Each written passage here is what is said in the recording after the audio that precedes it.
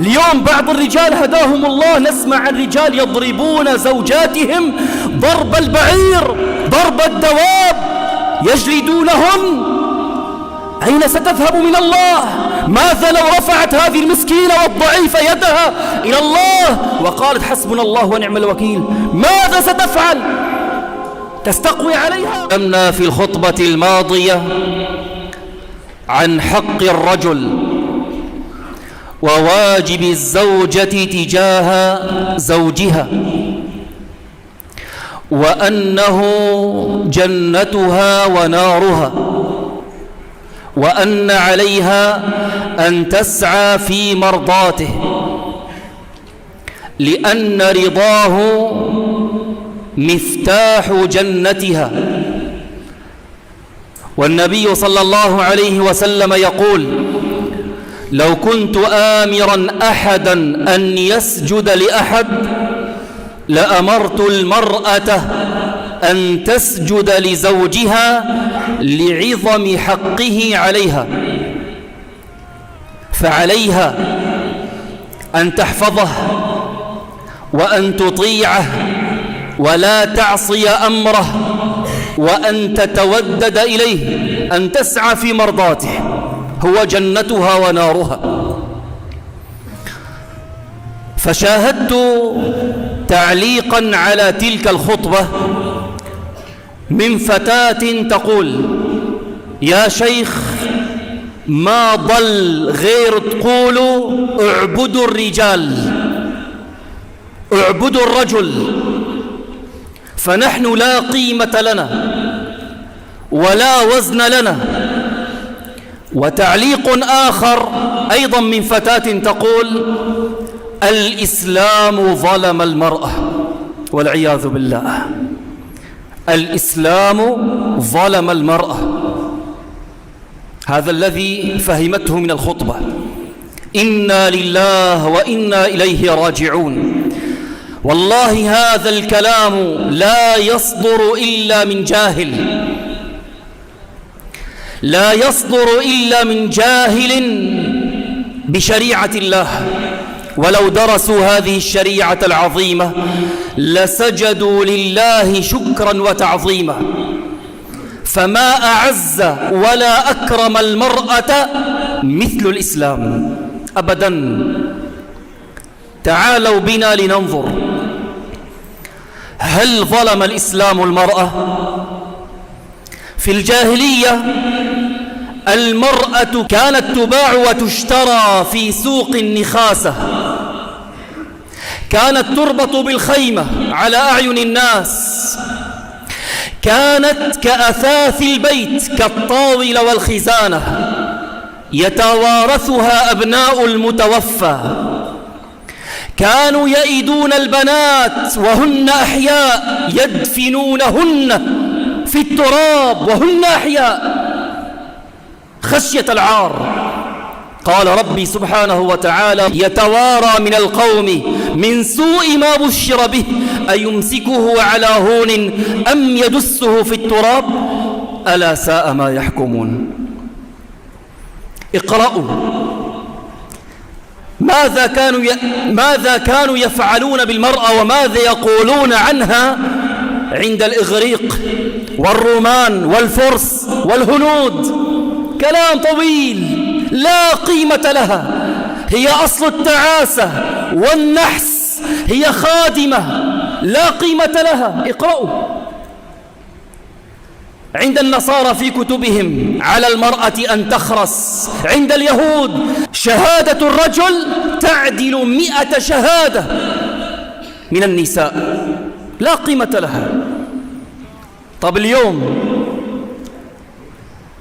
الذين ينادون بالحرية، بحرية المرأة في الغرب، الذين ينادون بحرية المرأة، والحقيقة هي حرية الوصول إلى جسد المرأة لإشباع غرائزهم الحيوانية. انظروا ماذا فعلوا بالمرأة اليوم. أنزلوها إلى الملاعب وإلى النوادي وإلى العمل، تعمل كالرجال، أطفأوا أنوثتها. والله شاهدت فيديوهات لنساء يعملن في المجارير في الدول الغربية، في المجارير، هذه أعمال نساء. شاهدت فيديوهات وربي لنساء يعملن كالدواب، امرأة تجر عربة تقف بدل الحصان ويركب الناس في تلك العربة مقابل أجرة. من الذي يجر العربة؟ امرأة. هذه حرية المرأة، هذه الحرية التي ينادون بها، والحقيقة هي حرية الوصول إلى جسد المرأة. انظروا إلى الإعلانات، أي إعلان يريدون أن يروجون له حذاء أعزكم الله، يروجونه بجسد المرأة، بجسد المرأة. فماذا فعل الإسلام؟ الإسلام صانها، كرمها، حفظها، رفع قدرها، جعلها درة مكنونة. شفتوا اللؤلؤة كيف تكون مخبأة؟ شفتوا اللؤلؤ كيف تكون مخبأ؟ جعلها درة مكنونة لا يراها إلا زوجها ومحارمها. حفظها الإسلام. المرأة نصف المجتمع وتلد النصف الآخر، فكانت كأنها المجتمع كله. كرمها أما وبنتا وأختا وزوجة. قال رسول الله صلى الله عليه وسلم عن الأم: إلزم قدميها فثم الجنة، إلزم قدميها فثم الجنة. وقال عن البنات إن كانوا أخواتك ولا بناتك: من عال جاريتين رباهن وأحسن تربيت، من عال جاريتين حتى تبلغا جاء يوم القيامة أنا وهو كهاتين، وضم أصابعه صلى الله عليه وسلم. جاء قريبا من النبي، جاء برفقة النبي صلى الله عليه وسلم، كرمها الإسلام. قال النبي صلى الله عليه وسلم وهو يقف في موقف عرفة، في ذلك الموقف المهيب في حجة الوداع قبل وفاته بأيام، صلى الله عليه وسلم يقول للمسلمين: استوصوا بالنساء خيرا. هذه وصية رسول الله صلى الله عليه وسلم: استوصوا بالنساء خيرا. ويحذر النبي صلى الله عليه وسلم من الاعتداء على النساء ومن ظلمهن، فيقول عليه الصلاة والسلام: إني أحرج عليكم، إني أحرج حق الضعيفين. لا تكن لئيما، لا تكن خبيث النفس. بعض الناس لؤمة يا أخوان. اللئيم شو اللئيم؟ اللئيم بيمسك الخطأ هذا وبيقول لك: والله إذا بتطبق السماء على الأرض ما بنساله إياها وسأنتقم وسأفعل. هذا لئيم، هذا حقود. أفضل الناس عند الله كما قال عليه الصلاة والسلام: كل صدوق اللسان مخموم القلب. مخموم القلب، قلبه دائما نظيف يكنس قلبه على الدوام. فالحياة لحتى تمشي لازم يكون في تغافل من الزوج والزوجة. نتغافل. يعني أوقات أنا بعرف هذا خطأ، تمام، أتغافل، لا أدقق على كل شيء ما لم يكن هذا الخطأ حراما. تمام يا أخوان؟ أخطاء عادية، يعني في كل بيت في مشاكل. من المعاشرة بالمعروف عدم الضرب على الوجه. قال عليه الصلاة والسلام: لا تضرب الوجه ولا تقبح. ما يجوز الضرب بالأصل للمرأة، ما يجوز. لا، بيقول لك شيخي الله تعالى قال: واضربوهن. هذا الضرب للندب إذا كان في نشوز وكذا، وحتى هذا الضرب ضرب غير مبرح، ما في كسر، ما في تشويه، ما في ضرب للوجه. قال العلماء: تضربها بالسواك. يعني بس ضرب شو تشعر أنك زعلان منها، إنه هذا العمل خطأ، ما يجوز تضربها. اليوم بعض الرجال هداهم الله نسمع عن رجال يضربون زوجاتهم ضرب البعير، ضرب الدواب، يجلدونهن. أين ستذهب من الله؟ ماذا لو رفعت هذه المسكينة والضعيفة يدها إلى الله وقالت حسبنا الله ونعم الوكيل؟ ماذا ستفعل؟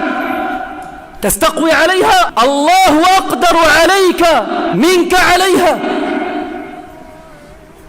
إني أحرج حق الضعيفين. هذه مسكينة ضعيفة ما يجوز تضربها، ما يجوز الضرب أبدا. خلاص كرهتها، صار في بيناتكم شقاق، ما بدك إياها يا أخي، كل واحد يروح بحال سبيله. كما دخلتم بإحسان افترقا بإحسان، وإن يتفرقا يغني الله كلا من سعته. خلاص انتهت القضية. حتى لو صار أمر الله عز وجل وضع لنا طرق للعلاج. أول شيء قال فعظوهن. امرأة ناشز يا أخي، مو أخطاء عادية، ناشز.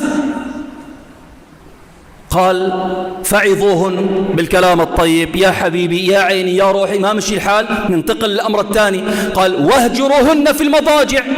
وين قال في المضاجع؟ حتى من المعاشرة بمعروف أنك ما تهجرها خارج البيت، والله تتركها 7 أيام وشهر وشهرين، ما يجوز. الهجران الشرعي يكون في المضجع، يعني بتدير ظهرك أنه أنا زعلان منك، هذا يكسر قلب المرأة، كافي تنام بالغرفة الثانية. واهجروهن في المضاجع. بعدين شو قال؟ ما مشي الحال واضربوهن.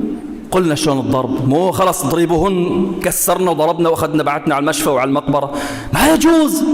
أين ستذهب من الله؟ والله الذي يضرب امرأته هذا الضرب والله ليس برجل، هذا ليس برجل، لأن ذلك ليس من شيم الرجال أبدا. ثم ماذا قال بعدها؟ إيش قال بعد الضرب وكذا صار في طلاق؟ لا، قال فابعثوا حكما من أهله وحكما من أهلها. يعني إذا خلاص وصلت الأمور للأخير ما عاد يمشي الحال، أول شيء بنجيب أصحاب عقول، حكم فاهم. هلا راح نجي على الشغلة هاي، لأنه أغلب المشاكل من مين؟ من الآباء والأمهات. بعض الحماوات أقسم بالله كالعقارب والأفاعي يدسون السم، بدل أن يصلحوا البيوت يدمرون البيوت، يفعلون كما يفعل إبليس وجنوده. قال فابعثوا حكما من أهله وحكما من أهلها إن يريدا إصلاحا يوفق الله بينهما وإن يتفرقا يغني الله كلا من سعته. خلاص انتهى. بعدين قال الطلاق ما عاد يمشي الحال، صار في طلاق. طب ايه وصار في طلاق شو منساوي؟ ننشر عرضها؟ نكشف سرها؟ لا، ما يجوز، حرام. أحدهم سمع الناس أنه سيطلق زوجته، والرجل فاضل وملتزم، فقال له أحد يعني الأشخاص يا شيخ إنه قال يا فلان إنه لماذا تريد أن تطلق فلانة؟ قال أتريدني أن أتكلم عن زوجتي؟ قال خلاص أنا آسف، زوجتي لسه كيف يتكلم عنها؟ شوف الفهم. بعد ما طلق اجى لعنده قال خلاص هلا ما أنا زوجتك، لماذا طلقت فلانة؟ قال أتريدني أن أتكلم عن امرأة أجنبية؟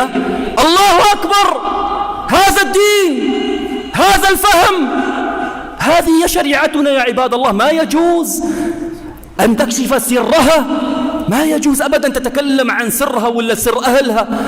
كلاكما مؤتمن على سر الآخر. خلاص تفرقتوا، كل واحد بيمشي بطريقه والله يسر له، انتهت القضية. اليتيم والمرأة يحذر من ظلمهن. إني أحرج حق الضعيفين اليتيم والمرأة. الإسلام أعز المرأة، كرمها، حفظها، وحذر من ظلمها. كرمها زوجة وأمر بالإحسان لها. نحن في الخطبة الماضية صحيح قلنا في حقوق على الزوج ويجب تفعل كذا وتفعل كذا، لكن في المقابل هل نظرنا إلى الشق الآخر؟ هناك أوامر كثيرة للرجال. أمره الله بها وأمره الشرع بها، عليه واجبات وعليه حقوق كما على المرأة تماما. الله فرض حقوقا على هذا وعلى هذه حتى تستمر الحياة الزوجية بسعادة وهناء. الزوجة إذا انتقلت إلى بيت زوجها لم تنتقل عبدة ولا خادمة ولا آلة ولادة كما يقال، وإنما تنتقل محترمة مكرمة مقدرة.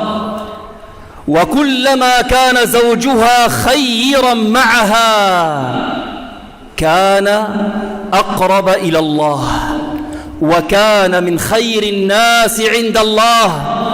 وكلما أساء التعامل والعشرة كان سيئا في التعامل كان أبعدهم عن الخيرية. قال رسول الله صلى الله عليه وسلم: خيركم، انتبه، خيركم لأهله. تبدأ من البيت، من زوجتك، من أولادك. خيركم لأهله وأنا خيركم لأهله. ماذا قال ربنا سبحانه وتعالى حتى لو صافي طلاق؟ قال: ولا تنسوا الفضل بينكم. الله أكبر. صلينا على رسول الله. من المعاشرة بالمعروف أن ينفق عليها وعلى أولادها، أن يسعى في ذلك. سبحان الله، هذا من تكريم الإسلام للمرأة. قال: اقعدي في البيت وقرن في بيوتكن، وأوجب على الرجال شو؟ هن يعملوا، هن يكدوا يتعبوا، وينفق عليها. هي معززة مكرمة، بيجيها أكلها وشربها ولباسها هي أولادها، أن يكرمها وأن لا يبخل عليها بقدر المستطاع. الله تعالى قال: لينفق ذو سعة من سعته حسب المستطاع. من المعاشرة بالمعروف أن يتزين لها وأن يتجمل لها كما يحب أن تتزين له. مو بالخطبة الماضية كيفنا وصار ضحكة رجال هيك لازم تتزين له وتتطيب له، والرجل ما شاء الله يفوت لجوا إبليس ينفر من رائحة عرقه ومن رائحة أسنانه. لا، يجب عليه أن يتجمل لها وأن يتطيب، يغتسل ويلبس ثياب حسنة. تمام. يقول ابن عباس رضي الله تعالى عنهما: إني لأتزين لزوجتي كما أحب أن تتزين لي. يا سلام، هذا شيء مطلوب يا أحبابنا، هذا شيء مطلوب. أيضا من المعاشرة المعروف أن لا يهينها ولا يهين أهلها كما قلنا. ما يجوز يا أحبابنا. هاي بنت عالم وناس، هاي محترمة، هاي إنسان مثلك مثله. أنت إيش سلطانك عليها حتى تسبها وتضربها وتهين أهلها؟ خلاص ما بدك إياها، انتهت القضية. تمام، خلاص افترقوا وانتهت القضية أبدا بيناتكم. فيا أحبابنا، هاي الحياة بدها ذكاء في التعامل. والله وما رأيت أعظمه. يعني بدنا نحن دروس، بدنا حد يعلمنا، واحد بيقول لك: يا أخي أعطينا هيك خطوات كذا. والله ما في أعظم من سنة محمد صلى الله عليه وسلم. والله اقرأوا سيرته، تعلموا سيرته. أعظم من سيرة النبي صلى الله عليه وسلم ما في التعامل مع الزوجة ومع الصبيان ومع الجيران ومع الكفار ومع. تعلموا من النبي، ولكم في رسول الله أسوة حسنة. بدك تسعد في حياتك، بدك الهناء والفرح، اقرأ سيرة محمد صلى الله عليه وسلم وطبقها. مو بس قرأنا، وطبقها. أقسم بالذي رفع السماء بلا عمد ستسعد، ستهنأ في الدنيا وفي الآخرة، في الدنيا وفي الآخرة. وبالنهاية راح أقول لكم يا رجال، ترى ما راح تشوف مرة كاملة. لا تفكر مرتك راح تكون كاملة، مستحيل. لن تجد امرأة كاملة إلا في مكان واحد. أين؟ في الجنة فقط، في الجنة. النبي صلى الله عليه وسلم قال: المرأة خلقت من ضلع أعوج، وإن أعوج الضلع أعلاه. ترى هاي فيها عوج. شو العوج اللي فيها؟ نقص العقل، يعني عنده عاطفة زيادة، تمام، متسرعة، كذا، غيرة، وهكذا. إذا استمتعت فيها على الحال استمتعت بها، وإن قمت يعني تعدل ذلك الضلع كسرته، وكسره إيش؟ يعني الطلاق. فاستمتع فيها على ما هي عليه. راح يبدر منها أخطاء، وراح تغار، وراح تشوف سبحان الله. بدنا نصبر، بدنا نتجاوز. قلت لكم بدنا نتعامل كما جاء في سيرة النبي صلى الله عليه وسلم، حتى نهنأ، حتى نسعد. يعني ببيت النبي صلى الله عليه وسلم ما كان يصير في مشاكل؟ إيه وربي، هذا ببيت النبي وهي أمهات المؤمنين، مشان تعرف يعني كيف القضية. راح أعطيكم بس موقف واحد وكيف تعامل معه النبي صلى الله عليه وسلم. في يوم من الأيام كان حبيبنا النبي صلى الله عليه وسلم في بيت أمنا عائشة. هو كان متزوج أكثر من امرأة، وكان كل وحدة لها شو يوم. هذا اليوم كان في بيت مين؟ أمنا عائشة. فأرسلت أم سلمة بصحفة طعام، بعتت هيك سفرة طعام، لأنه كان الصحابة مجتمعين عند النبي صلى الله عليه وسلم. فماذا فعلت عائشة؟ غارت. شوف سبحان الله. فجاءت مؤتزرة، رابطة هيك هون، يعني شاد شو اسمه هيك على خصرها الرباط، معصبة، ومعها فهر يعني حجر، فضربت تلك الصحفة في يد الخادم ففلقتها إلى فلقتين، وقعت انكسرت. شوف انتبه المشهد كيف. النبي صلى الله عليه وسلم سيد الخلق، النبي، ومين عنده؟ الصحابة جالسين عم ينظروا. ايش فعل النبي صلى الله عليه وسلم؟ ايش سوى؟ نزل إلى الأرض وأخذ يلملم الصحفة وهو يضحك ويقول: كلوا كلوا غارت أمكم، كلوا غارت أمكم، إنه محمد صلى الله عليك يا سيدي يا رسول الله، صلى الله عليك يا من زكاك الله. فقال: وإنك لعلى خلق عظيم، بالله عليك لو كنت مكانه ماذا كنت ستفعل؟ ما لي أراكم تضحكون. راح تقول أكيد: كلوا غارت أختكم، أليس كذلك؟ إعدام ميداني، إعدام ميداني. سبحان الله. والله الهناء والسعادة في سيرة محمد، في سنة محمد صلى الله عليه وسلم. السيدة فاطمة بنت النبي صلى الله عليه وسلم، مرة من مرات إجا حبيبنا النبي عليه الصلاة والسلام، قال: أين ابن عمك؟ وين علي؟ أين ابن عمك؟ فقالت: حدث بيني وبينه شيء فغاضبني. شوف مشكلة، هاي بنت النبي صلى الله عليه وسلم، وهذا علي أبو الحسن. سبحان الله. قالت: حدث بيني وبينه شيء فغاضبني ولم يقل عندي. لم يقل عندي يعني ما نام القيلولة في الظهيرة يعني. أين هو؟ قال: ما أدري. فبعث رجل، النبي صلى الله عليه وسلم أرسل رجلا يبحث عنه فوجده في المسجد، فانطلق إليه عليه الصلاة والسلام فوجده نائما وين؟ في المسجد، وقد سقط رداؤه من على شقه فأصابه التراب. شو عمل النبي صلى الله عليه وسلم؟ ما قال لبنته: راح أجيب لك سيد راسه، ما راح كسر لك راسه. شلون بيخطبك؟ شلون بيفعل؟ سبحان الله. هيك اليوم كثير من الآباء والأمهات سبب لخراب البيوت. بدل ما يحلوا المشكلة بحكمة وبعقل وبشريعة، يقول لك: شيخي اترك لنا الدين اعترف، ما في كلام، هو كذا وابن كذا سبحان الله. عم نفوت بكثير مشاكل هيك. والله أغلب دمار البيوت، عم نقول الأغلب من الآباء والأمهات. الآباء والأمهات.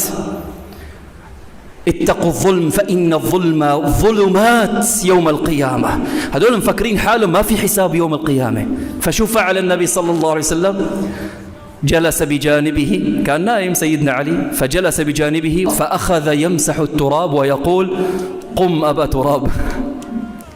هو أبو الحسن عم يدلعه، عم يمزح معه، قم أبا تراب. خلاص انتهت القضية، وأخذ بإيده وراح على وين؟ على بيت زوجته، وانتهت القضية. وكان فيما بعد أحب الأسماء لسيدنا علي شو هو؟ أبو تراب، لأن النبي صلى الله عليه وسلم ناداه به: قم أبا تراب. انتهت القضية. فلذلك الأمر بده حكمة يا أخوان، بده تقوى لله عز وجل، بده تقوى. الزوج بده يصبر على زوجته، والزوجة بدها تصبر على زوجها. الحياة بده يكون في مشاكل. إذا بدكم تحلموا بالراحة في الدنيا مستحيل، لن تصلوا إلى ذلك. الحياة ما فيها راحة أبدية. الراحة الأبدية كتبها الله أين؟ في الآخرة، في الجنة فقط. أما في الدنيا في بلاء وفي مصائب وفي مشاكل. سبحان الله. لازم نكون واعيين هالأمر. من المعاشرة بالمعروف إنك تعلمها أمور دينها، تفقهها. طب إذا أنت ما كنت متعلم، واجب عليك تتعلم. تمام، تتعلم وتعلم زوجتك وأبنائك العقيدة والفقه الصحيح. بالنهاية أيضا حتى تحافظوا على بيوتكم يا زوجات يا أزواج، حصنوا بيوتكم بالأذكار. هذا أمر مهم جدا. الشياطين إبليس يسعى جاهدا لتدمير البيوت، وهذا أعظم عمل عنده كما جاء في الحديث. هو شو؟ أن يفرق بين الزوج وزوجته. حصنوها بالأذكار والقرآن، لأن شياطين الإنس والجن يسعون جاهدين لتدمير بيوتكم. حصنوا بيوتكم وحصنوا حياتكم. بماذا؟ بالدعاء. ما أجمل أن الزوجة تقوم بها الليل وتدعو لزوجها. يا أخي ولو كان عصبي، ولو كان نكدي، ولو كلاتنا فينا أخطاء. يعني أنا اللي عم تكلم هلأ ما شاء الله على المنبر وكذا، والله من فوق لتحت أخطاء وعيوب. الله يستر علينا، ماشيين بستر الله عز وجل. كلاتنا فينا أخطاء، ما رح نكون كاملين يا أخواني. ادعي له. والله في امرأة سبحان الله، ذكرتها في خطبة ماضية، امرأة سبحان الله زوجها كان عاصي لا يصلي ويضربها ويشتمها. في جارة شافتها قالت لها راح أنصحك نصيحة. قالت لها تفضلي. قالت اقرأي سورة البقرة. اقرأي سورة البقرة. داومت على سورة البقرة والدعاء لزوجها فصلح حاله. قالت والله صار إنسان آخر. القلوب بيد الله تبارك وتعالى. انت ادعي له، وانت ادعي له زوجتك، وادعي له أولادك. ربنا هب لنا من أزواجنا وذرياتنا قرة أعين واجعلنا للمتقين إماما. اللهم اجعلنا ممن يستمعون القول فيتبعون أحسنه. أولئك الذين هداهم الله وأولئك هم أولو الألباب. أقول ما تسمعون وأستغفر الله لي ولكم، استغفروه إنه هو الغفور الرحيم.